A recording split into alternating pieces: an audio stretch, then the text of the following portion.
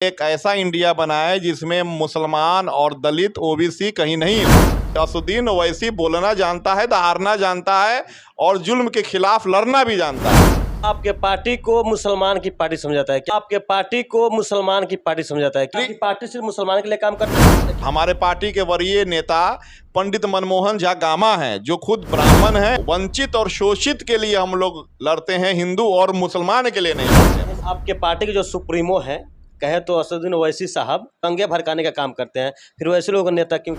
कि सरहदों पर तनाव है क्या, कुछ पता तो करो, चुनाव है क्या। आपको उन लोगों को चुनना है जो आपकी आवाज को विधानसभा में सड़क से लेकर के संसद तक उठाने का काम करें। अभी 2024 आया नहीं कि पूरे देश और बिहार में जो है राजनीति करने वाले राजनीति की रोटियां सेकने में लग गए हैं। फिलहाल मेरे साथ जो शख्स मौजूद हैं, ये MIM के प्रदेश सचिव हैं, बिहार के प्रदेश सचिव हैं। इनसे बात कर बताएंगे कि आखिर इनकी पार्टी जो है अब इस बार के इलेक्शन में क्या कुछ करने वाली है। उससे पहले आप सभी जानते हैं किस प्रकार से दो दल इंडिया में गठित हो चुकी है।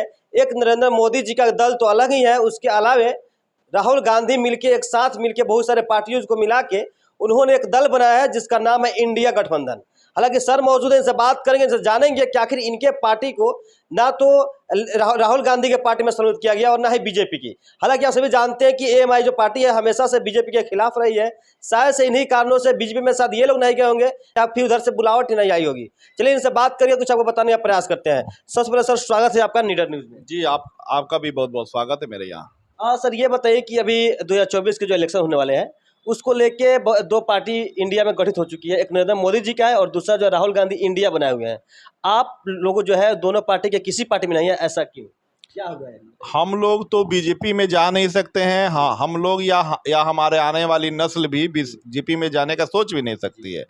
और रह गई इंडिया की बात, तो इंडिया गठबंधन के साथ हम लोग आने के लिए तैयार थे, लेकिन उन लोगों की सोच ऐसी है कि वो लोग समझते हैं कि ये एक ऐसा इंडिया बनाए जिसमें मुसलमान और दलित ओबीसी कहीं नहीं हो। इन लोगों ने किसी भी बड़े मुस्लिम फेस को अपनी पार्टी में जगह नहीं दी, दलितों के किसी फेस को पार्टी में जगह नहीं दी। जो लोग दलित के मसाइल पर और मसलों पर बोलते रहे हैं, मुसलमान जो है, इन लोगों के पास दो फेस आया। एक महबूबा मुफ्ती साहब जो खुद 2017 तक भाजपा में थी, भाजपा के साथ शाना बशाना वो खड़ी थी। दूसरा फेस आया फारूक अब्दुल्ला साहब का, जो कश्मीर से आगे जो भी अक़लियत का मसाइल है उस पर आज तक किसी ने उनको बोलते हुए नहीं देखा। और भी बहुत सारे इसके अपना वजह है। इसलिए MIM को नहीं शामिल किया गया कि असुद्दीन ओवैसी बोलना जानता है, दहाड़ना जानता है और जुल्म के खिलाफ लड़ना भी जानता है। इसलिए हम लोगों को शामिल नहीं किया गया कि इन लोगों के पास कोई रास्ता है नहीं देश के में कि मुसलमानों में हम लोग ये भ्रम फैलाएंगे कि जो है अगर आप लोग मेरे साथ नहीं आए तो भाजपा जीत जाएगी। तो अब नहीं ऐसा होगा। देश के मुसलमानों ने, दलितों ने, पिछड़े वंचित शोषित लोगों ने अब एक थर्ड फ्रंट की भी तैयारी हम लोग कर रहे हैं और बहुत जल्दी इसकी घोषणा आप लोगों के माध्यम से होगी। और आप लोग देखेंगे कि जो थर्ड फ्रंट होगा वो किसी भी मसाइल पे लड़ने के लिए और बोलने के लिए बेबाकी से वो लोग जाने जाते हैं। जी सर, आपके पार्टी को मुसलमान की पार्टी समझाता है, क्या कहेंगे? मेरी पार्टी सिर्फ मुसलमान के लिए काम करती है या किसी और धर्म के लिए? मेरी party all India मजलिस-ए Ittehadul Muslimeen. आप पूरा लिस्ट उठा करके देखिए। यूपी में हम लोगों ने ज़्यादा से ज़्यादा हिंदू भाइयों को हम लोगों ने सिंबल देने का काम किया। हमारे पार्टी के वरीय नेता पंडित मनमोहन झा गामा हैं, जो खुद ब्राह्मण हैं और शुद्ध ये हैं। और आपकी पार्टी में ब्राह्मण भी मौजूद है? ब्राह्मण है, यादव है। हम लोगों ने गोरेलाल यादव जी को बिहार में हम लोगों ने ये दिया, सिंबल दिया। हम लोगों ने गुजरात में अपनी दलित बहन को वहाँ हम लोगों ने सिंबल दिया। मेरी पार्टी के साथ सारे लोग हैं। ये इन लोगों का फैलाया हुआ भ्रम इसलिए है कि ये लोग नहीं चाहते कि मुसलमान अपनी क़यादत खड़ी करे, मुसलमान उठ करके बैठ जाए। ये लोग चाहते हैं कि मुसलमान बीजेपी के डर से हमको ही वोट करता रहे। हम लोग सारे धर्म को देखते हैं मेरे भाई। मैं बार बार मेरी पार्टी यही वर्ड रखती है कि समाज का कोई भी धर्म हो और कोई भी वर्ग हो, जो शोषित हो और जो अपनी इससे अपना वंचित और शोषित के लिए हम लोग लड़ते हैं, हिंदू और मुसलमान के लिए नहीं लड़ते हैं। सर, दो चार काम बताइए जो आप मुस्लिम के अलावा किसी और धर्म के लिए किए हो आप लोग। हम लोगों ने ऐसा बहुत सारा काम किया। मैं तो सबसे पहले हैदराबाद से ही शुरू कर दूं तो हमारे पार्टी के अकरुद्दीन ओवैसी साहब, आप जैसे हैदराबाद स्टेशन के सामने जाएंगे तो एक मंदिर में उन्होंने दान किया 10.5 करोड़ रुपया। तो आप ये आरोप हम पर जो है नहीं रख सकते कि हम लोगों को किसी भी धर्म से नफरत है या एक ही धर्म के लिए हम लोग बोलते हैं। हाँ, हम लोग अपना हक खोजते हैं, हम लोग संविधान को मानने वाले लोग हैं। हम लोगों का मानना है कि हमारा जितनी आबादी है उतनी हिस्सेदारी हमारी होनी चाहिए।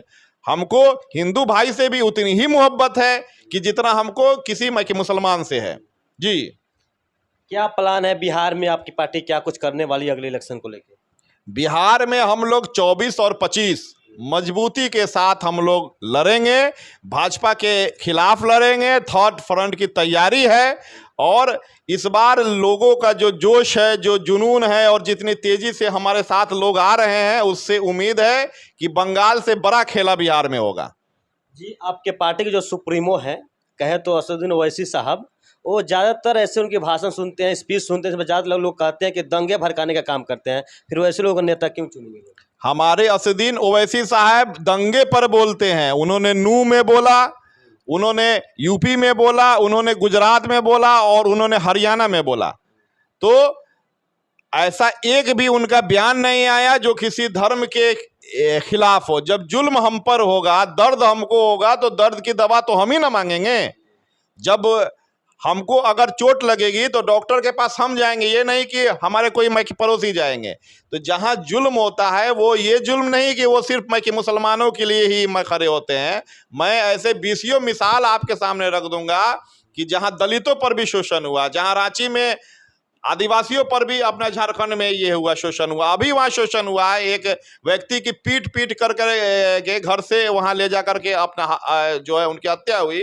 हमारे वहाँ प्रदेश अध्यक्ष हैं शाकिर साहब, वो वहाँ जा कर के मजबूती से वहाँ के प्रशासन के सामने रखे और 10 दिन पहले की बात है, उन्होंने विधानसभा का भी वहाँ ये किया, अपना गिराव किया।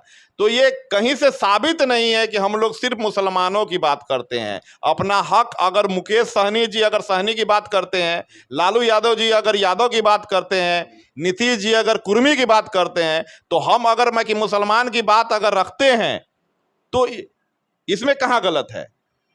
हम लोग अपना हिस्सा खोजते हैं, ये नहीं बोलते हैं कि नहीं ये सब कुछ मेरा ही होना चाहिए। मैं उतना ही सम्मान, हमारी पार्टी राजपूत हो, ब्राह्मण हो, कायस्थ हो, यादव हो या फिर दलित हो, एक बराबर ही हम लोग सम्मान में सबको रखते हैं, सबको देखते हैं और सबके लिए लड़ते हैं। इसीलिए हमारी पार्टी का आप लिस्ट उठाइए, बिहार में ही आप जो है अपना लिस्ट उठाइए, तो आप वहाँ देखेंगे कि सारा जात का समीकरण मेरे साथ है, टोटल लोग का समीकरण मेरे साथ है। यहाँ तक कि मैं जहाँ से अभी चुनाव जो है मैं लड़ने की अपना तैयारी है मेरी, वहाँ छौड़ादानो प्रखंड अध्यक्ष हमारे यादव हैं, संजीत जी। जी, तो हम लोग का ये लोगों का लगाया हुआ आरोप है कि हम लोग सिर्फ कि मुसलमान के लिए ही बोलते हैं, उसी के लिए लड़ते हैं ना। इंसानियत पर कहीं जुल्म होता है तो ऑल इंडिया मजलिस इत्तेहादुल मुस्लिमीन खड़ी रहती है। आपकी पार्टी नरेंद्र मोदी को किस रूप में देखती है, क्या सोचती है उनके बारे में?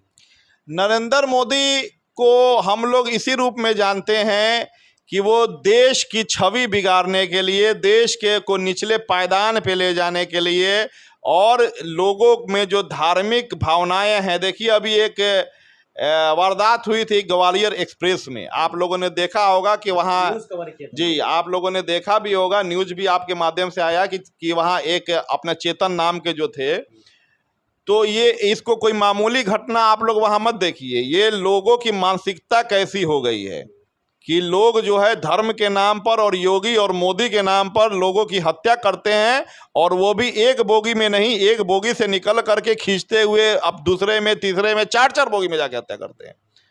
तो ये धीरे धीरे भाजपा ने देश को धर्म के बाउंडर में ला करके अपना ये कर दिया, फंसा दिया। इसके खिलाफ हम लोग शुरू से बोलते हैं और सबसे ज़्यादा कोई आदमी अगर बोलता है तो उसका नाम बैरिस्टर असदुद्दीन ओवैसी है। जी, हम लोग भाजपा के खिलाफ रहे हैं, जुल्म के खिलाफ रहे हैं। राहत इंदौरी साहब का एक शेर है कि सरहदों पर तनाव है क्या, कुछ पता तो करो चुनाव है क्या। तो अभी ये चुनाव का वक्त है और बीजेपी ऐसा प्रोपगंडा जाहिर पहले से उसकी अपनी पूरी प्लानिंग होती है। हरियाणा में भी जो घटना हुआ, अभी अरशद मदनी साहब का भी उस पर इंटरव्यू आया, तो ये पूरी प्लानिंग है और ये प्लानिंग बहुत सारे वीडियो के माध्यम से भी लोगों ने देखा। जो देश का पढ़ा लिखा इंसान है, चाहे मुसलमान हो, चाहे हिंदू हो, चाहे सिख हो, चाहे ईसाई हो, जो पढ़ा लिखा लोग है वो कभी नहीं चाहता कि हम लोग धर्म के नाम पर आपस में लड़े मरे। क्योंकि जिसने दंगे का रूप नहीं देखा उसको तो ये सुनने में बहुत अच्छा लगता है, लेकिन जिसने ये रूप देखा है और झेला है तो वो उसका पूरा रोंगटा इस नाम से अपना ये हो जाता है, खड़ा हो जाता है। इसीलिए ये बीजेपी की प्लानिंग है कि देश में 24 में चुनाव होने वाले हैं और अभी बहुत सारा खेल होगा। कभी फिल्म के नाम पर खेल होगा, कभी धर्म के नाम पर खेल होगा, कभी कांवर के नाम पर खेल होगा, कभी हमारा जो है बकरीद के नाम पर माने खेल होगा। तो देश के लोगों से हम लोगों की अपील है कि हम लोग दो ही धर्म के लोग हैं, एक औरत और एक मर्द, ठीक है। उसके बाद अगर मैं अगर मुसलमान घर में पैदा हुआ तो मेरे नाम के आगे और मेरी जाति के आगे मैं कि मुसलमान लग गया। मैं किसी दलित घर में अगर पैदा होता तो मेरे नाम के आगे अगर दलित लगता। तो ये हम लोगों के हाथों में नहीं है। ऊपर वाले ने, अल्लाह ने, भगवान ने हमको औरत और मर्द के रूप में पैदा किया, तो हम लोग यही दो जात को मानने वाले लोग हैं। अंत में क्या कहेंगे जो लोग वीडियो को देख रहे हैं? अंत में हम लोग यही कहेंगे कि देश में दो चीज की जरूरत है। एक चीज की जरूरत है कि आप किसी धार्मिक बहकावे में नहीं आए, पहले धर्म से पहले इंसानियत को समझे, देश का संविधान समझे। और दूसरा हम लोग ये भी जो है रखेंगे कि अभी आने वाले इलेक्शन में बहुत से लोग आएंगे जो जाति के नाम पर आएंगे, धर्म के नाम पर आएंगे, बीजेपी के खौफ आपको जो है सामने रखेंगे कि ऐसा हो जाएगा। आपको तैयारी करनी है, आपको उन लोगों को चुनना है जो आपकी आवाज़ को विधानसभा में, सड़क से लेकर के संसद तक उठाने का काम करें। तो चलिए, फिलहाल मेरे साथ डॉक्टर समीउल हक थे जो एएमआई के प्रदेश सचिव थे। हालांकि आप इनके बातों के बारे में और होल वीडियो के बारे में आपका राय क्या है कमेंट में बताइएगा और ऐसा ही अपडेट पाने के लिए बने हमारे साथ। बहुत बहुत धन्यवाद। जय हिंद, जय बिहार।